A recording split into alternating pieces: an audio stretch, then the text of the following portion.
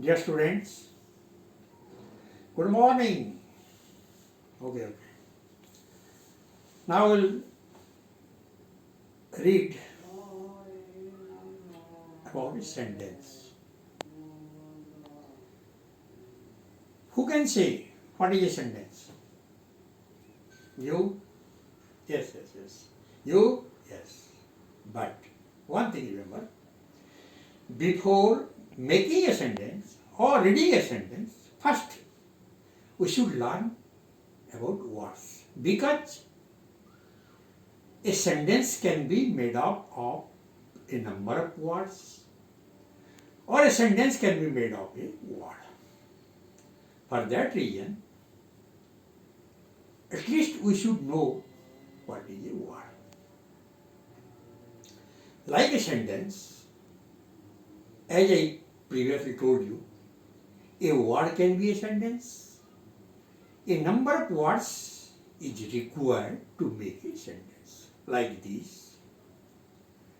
A word can be made up of a letter. And a word is a combination of a number of letters. Dear student, you know, in English there are 26 letters. Suppose I say A. It is also a word. Suppose I say go, play, read, Ram, Sita. These are all words. But, as I previously told you, a sentence can be made up of a word. जैसा this. Sit, come, go, wait. These are sentences. We can understand the meaning of go, come. Right, wait. You know all these meaning of these words. And I have already used only single words and it has got meaning. Later on I will explain it clearly. But we generally make a sentence using a number of words. Such as, I am at Sarmal. Ram is a very good boy. She writes well. These are sentences. So what do you learn? Write down a group of words that makes a complete sense is called a sentence. Mark the word. A complete sense. A group of words, no doubt, a sentence, in a sentence it is required. A group of words is required. On the other hand, it has got meaningful construction. Otherwise, if you add a number of words, if it has got no meaning, then we cannot say it is a sentence. As for example, Ram is a very good boy. It has got complete meaning, and you know, by simple sentence, you know the meaning. But if I say, a Ram, boy, good, can you call it a sentence? Why? No doubt it is a combination of a number of words. We should not call it a sentence because it requires, when we make a sentence, it requires the word order. Later on we will learn. We will learn later on. So first we learn the word order. When the words are in a order, then we can get a complete meaning. As I have given you the example, Ram is a good boy. Now, again write down a group of words that makes a complete sense is called a sentence. Now, we know something about a sentence. What are the things are in a sentence. Mainly two things. Mainly two things are there in a sentence. First one is naming part. When we make a sentence, when we write a sentence, when you think of a sentence, or even you go and see your books in the sentences, there must be the name of a person or a thing. So the name of the person or thing is called naming part. And what we say about the naming part, that is called predicate. To make you understand clearly, in a sentence, there are two parts, naming part and saying part. Again I explain you. Naming part means whatever you write, whatever you talk, at that time we must give the name of a person or a thing. So this is called naming part. Again you remember, if you just write the naming part, can you say that the sentence is complete? Unless we say something about the naming part, then sentence is incomplete. Therefore I told you, we must say something about the naming part, and that is called predicate. And the predicate part is, in simple way, saying part. That means mainly naming part, that is subject, saying part, that is predicate. Birds fly, as for example. In this example or in this sentence, I just name bird, name of creatures. Ramesh is a good boy.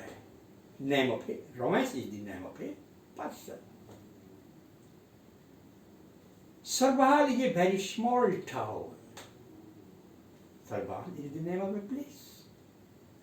So when we write or when you talk at the beginning, we must name or give the name of a person, place or a thing.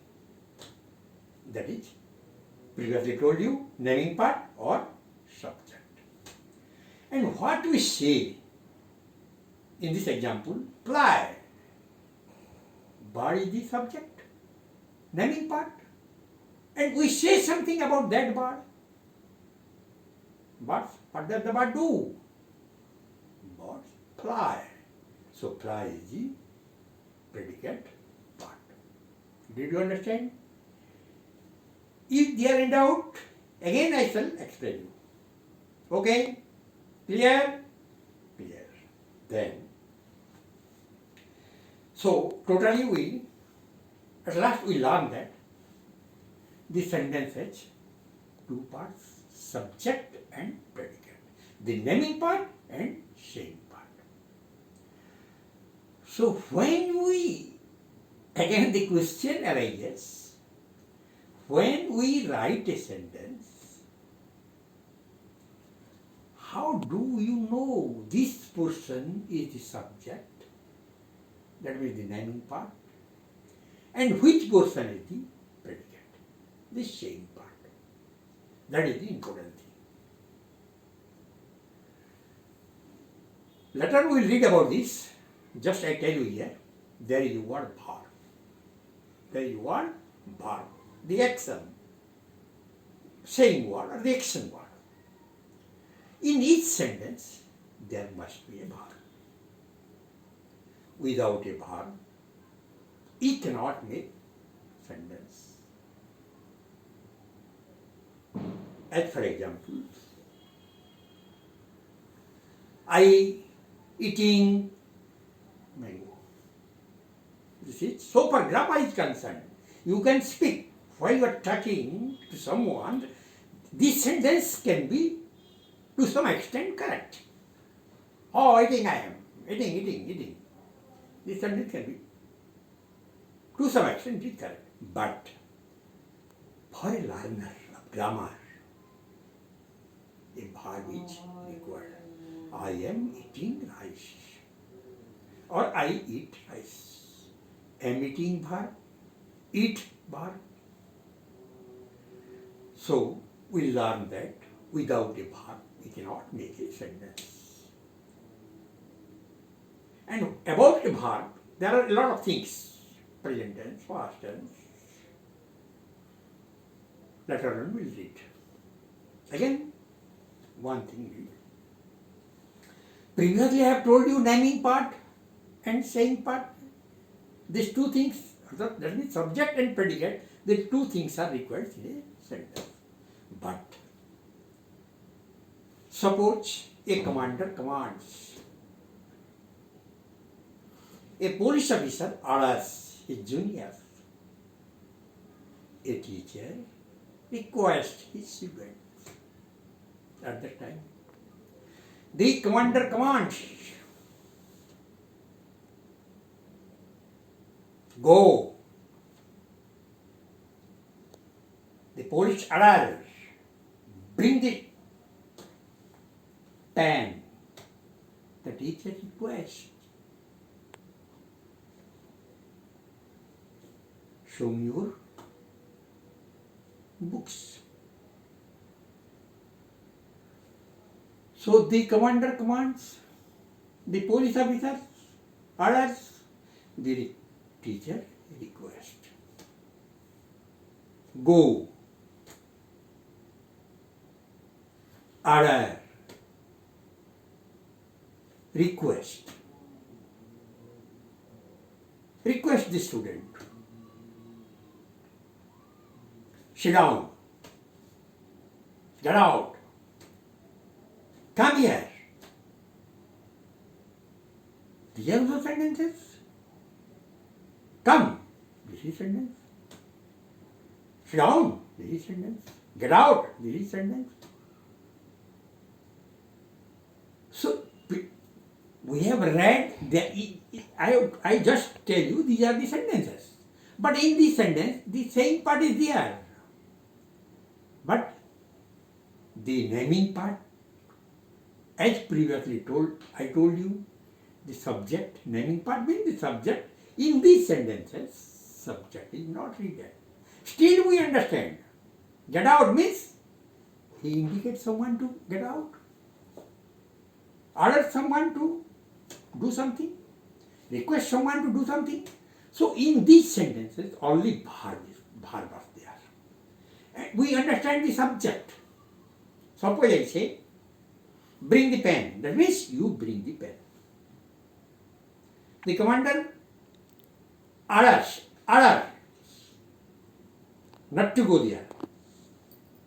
That means the commander orders the juniors. You, that means here the you is not written. You is not written, but it is understood. That means the subject is not written and it is understood. In the command or a request. The subject is, remember, the subject is not written, but it is understood. And the subject is you. And here we omit the subject. Omit the subject means we do not write. Crowd, come here. That means indicating that person. Suppose I indicate a person and tell get out. That person indicates. That means you get out. Understand? Yeah. Thank you. The next day we will read about different kinds of sentences. Here now we learn only a simple sentence. Mainly two parts. Naming part, which you call subject. Saying part, that is predicate. This is important. And there is one important thing, verb. So suppose anybody who asks you who is the subject in this sentence, which part is subject, which part is subject. At that time, always you remember, you just find out the verb. Find out the verb. And the prior portion of the verb, or before the verb, that is naming part. After verb with other parts, it's called predicate part. Did you understand this, students?